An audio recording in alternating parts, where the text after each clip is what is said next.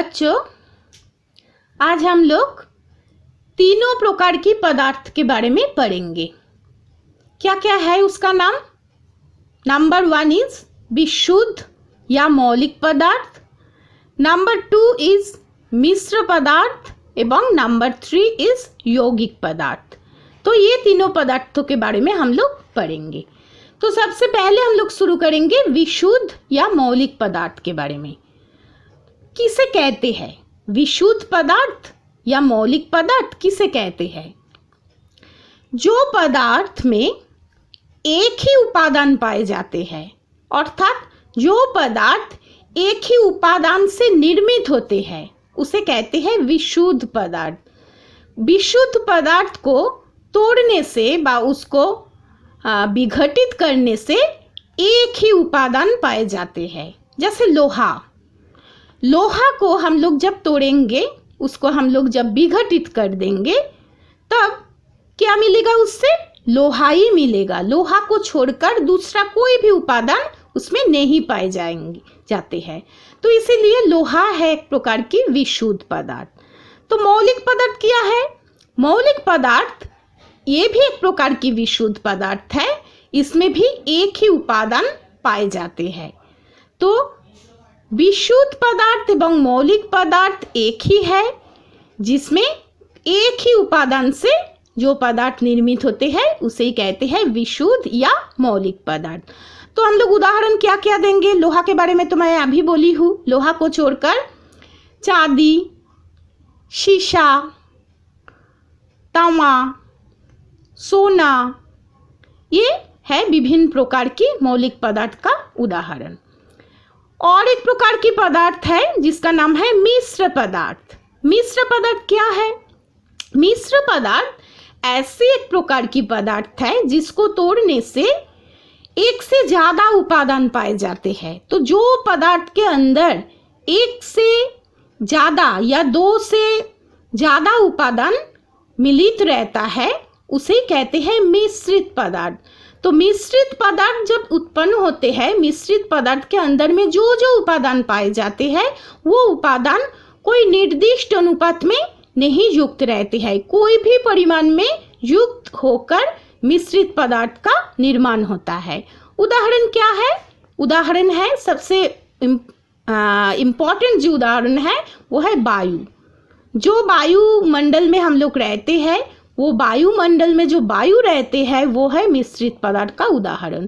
तो एक कुछ परिमाण वायु को लेकर वायु में क्या क्या उपादान पाए जाते हैं?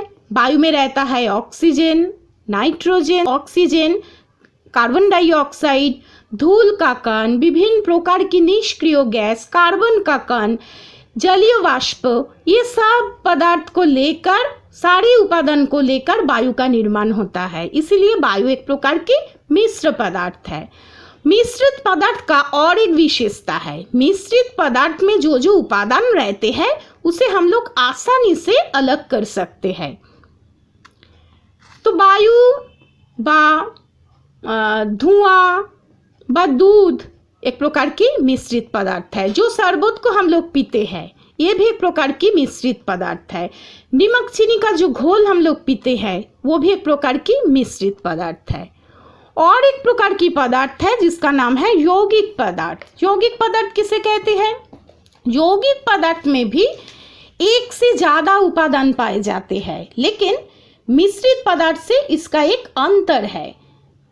मिश्रित पदार्थों में उपादान, सारे उपादान कोई भी परिमाण में युक्त रहता है, लेकिन यौगिक पदार्थ निर्माण होने के लिए जो जो उपादान चाहिए उसी उपादान को निर्दिष्ट परिमाण में रासायनिक प्रतिक्रिया के द्वारा युक्त होना आवश्यक है। तो किसे कहते हैं यौगिक पदार्थ? यौगिक पदार्थ ऐसा एक पदार्थ है जो पदार्थों में उपस्थित सारे उपादान निर्दिष्ट परिमाण व निर्दिष्ट अनुपात में युक्त होकर रासायनिक प्रतिक्रिया के फल स्वरूप जो पदार्थ का निर्माण करते हैं उसे कहते हैं यौगिक पदार्थ।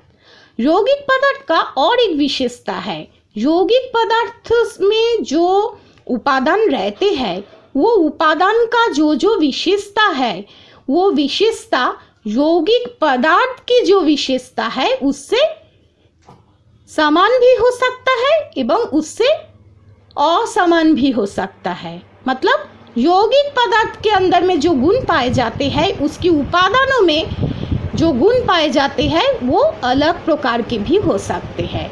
तो ये एक उदाहरण के द्वारा तुम लोग बहुत ही अच्छा से समझ पाओगे।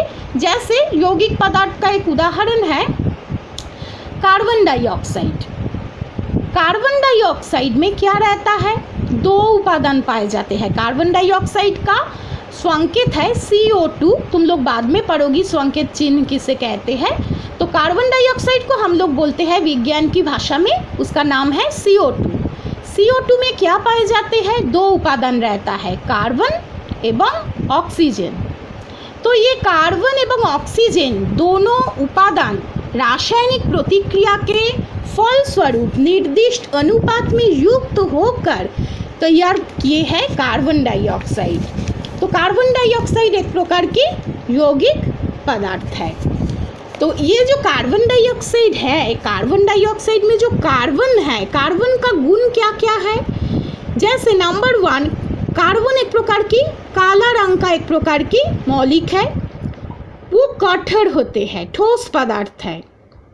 नंबर 2, स्वतः जलता है, वो अपने से ही निजे ही जल जाते हैं और किसी पदार्थ को जलने में मदद नहीं करते हैं। ये है कार्बनों का गुण। और कार्बन डाइऑक्साइड की दूसरा उपादान जो है ऑक्सीजन। ऑक्सीजन का गुण क्या है, ऑक्सीजन एक प्रकार की वर्णहीन गैस है, उसमें कोई भी रंग नहीं होते हैं इस गैस में। 2 नंबर, जलने में मदद देते हैं, ऑक्सीजन के द्वारा हम लोग कोई भी वस्तु को जला सकते हैं। और 3 नंबर, सांस प्रक्रिया में मदद करते हैं। तो ये है ऑक्सीजन का गुण। लेकिन कार्बन एवं ऑक्सीजन को लेकर जो कार्बन डाइऑक्साइड यौगों का निर्माण होते हैं उसका गुण क्या है, वो एक प्रकार की वर्णहीन गैस है, जलने में मदद नहीं करते हैं। कार्बन डाइऑक्साइड के द्वारा हम लोग कोई भी जला हुआ अंश को आग को हम लोग बुझा सकते हैं।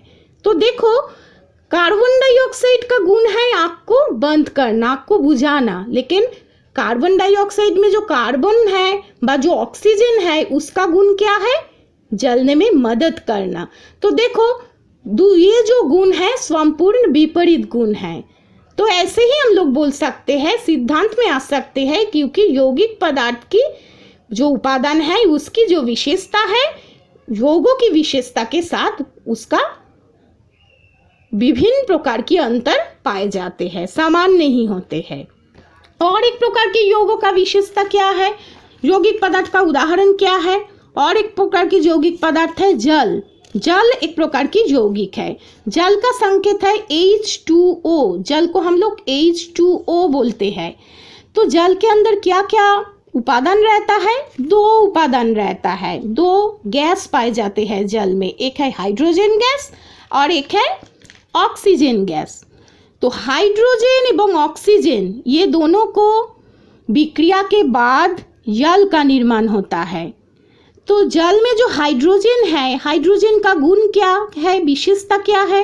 हाइड्रोजन एक प्रकार की वर्णहीन गंधहीन गैसीय पदार्थ है जो वायु से हल्का होता है, इतना ही हल्का कि वायु से भी हल्का होते हैं। और ऑक्सीजन की उपस्थिति में आग जलाने पर हाइड्रोजन गैस स्वतः ही जलने लगती है, हाइड्रोजन गैस खुद ही जल जाते हैं।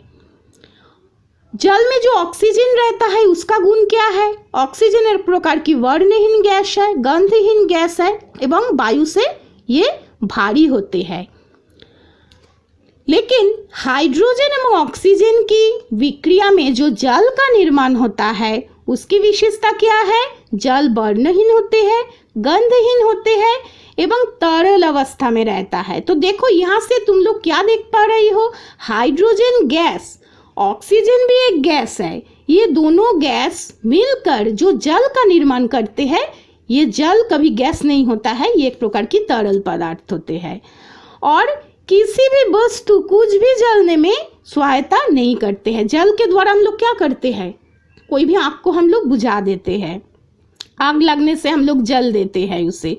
तो हाइड्रोजन अपने से खुद ही जलते हैं, ऑक्सीजन भी जलने में मदद करते हैं, लेकिन हाइड्रोजन एवं ऑक्सीजन से निर्मित जो जल है वो कभी जलने में मदद नहीं करते हैं। तो यहाँ से भी देखो, इसी उदाहरण से भी ये स्पष्ट है कि यौगिक में जो जो उपादान रहते हैं वो यौगिक की से उसका विशेषता अलग प्रकार के होते हैं। और एक उदाहरण हम लोग देंगे, वो है मैग्नीशियम धातु।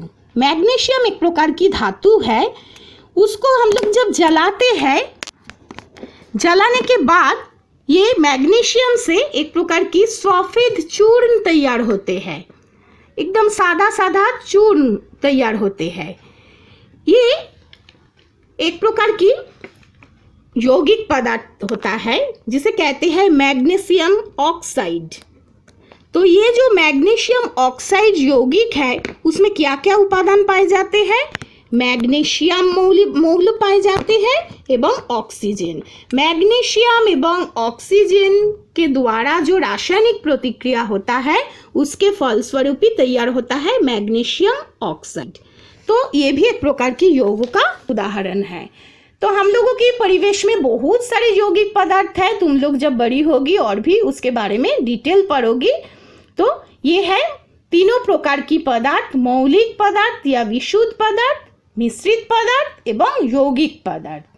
और एक टॉपिक के बारे में हम लोग पढ़ेंगे, उसे कहते हैं परमाणु। परमाणु क्या है? परमाणु कोई भी मौलिक पदार्थ के अंदर में उसकी सूक्ष्मतम कण है, जो कण में वो मौलों की सारे गुण वर्तमान रहते हैं, उसे ही कहते हैं परमाणु। तो परमाणु क्या है? कोई भी मौलिक पदार्थ की सूक्ष्मतम सबसे छोटा कण जिसके अंदर में उसी मौलों की, उसी उपादान की सारे गुण या विशेषता वर्तमान रहते हैं। तो ये परमाणु के बारे में भी तुम लोग बड़ी क्लास में जाकर अच्छा से और भी ज़्यादा तुम लोग पढ़ोगी।